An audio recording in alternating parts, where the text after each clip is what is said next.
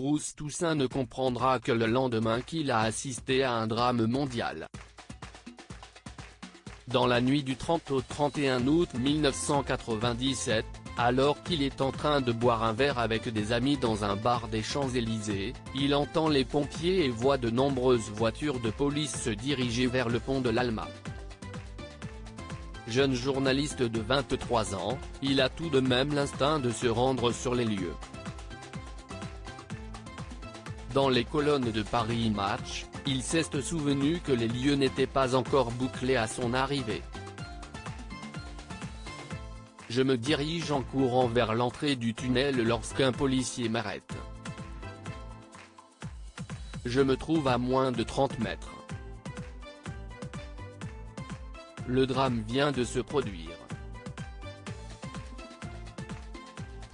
Il règne un silence macabre, l'ambiance est pesante, se souvient celui qui est actuellement aux manettes de Tonight Bruce Info sur BFM Télévision à 22h, du lundi au jeudi. En parlant avec le policier, ce dernier lui informe qu'il s'agit de Lady Diana et de son compagnon Dodi Al-Fayed. À ce moment-là, les passagers sont en train d'être évacués du véhicule. Pour lui, si est le choc. Alors qu'il travaille depuis 3 ans à Canal+, il décide d'appeler Éric Gilbert, le directeur de la rédaction, qui l'autorise à prendre l'antenne pour annoncer la nouvelle. La nouvelle de la mort de Lady Diana tombe à 5h lorsqu'il arrive à la rédaction. Une dépêche indique que la princesse souffrirait seulement de quelques fractures aux jambes. En revanche, son compagnon ainsi que son chauffeur sont tous les deux décédés.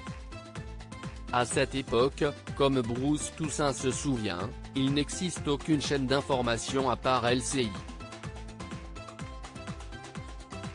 En pleine nuit, personne ne coupe ses programmes pour relayer le drame.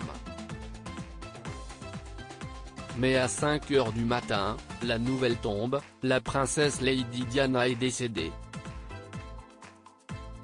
Nous rédigeons en vitesse un flash de quelques minutes et je reprends l'antenne. Puis je rentre me coucher.